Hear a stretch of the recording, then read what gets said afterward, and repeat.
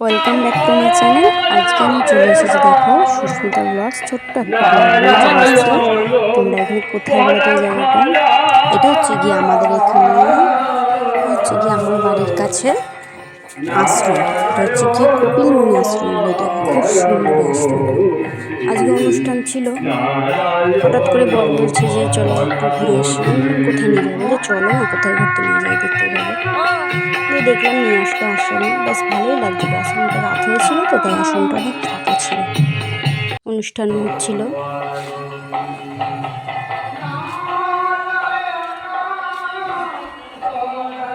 এই যে জায়গাটা দেখলে না, ওই যে আগুন জ্বলছে, এখানে 12 মাস এখানে আগুন জ্বলে।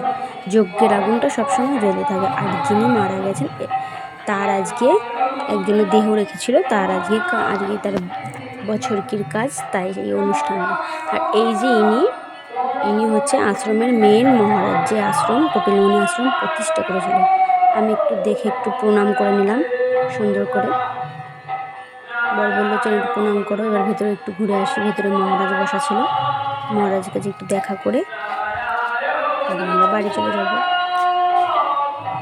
আসো।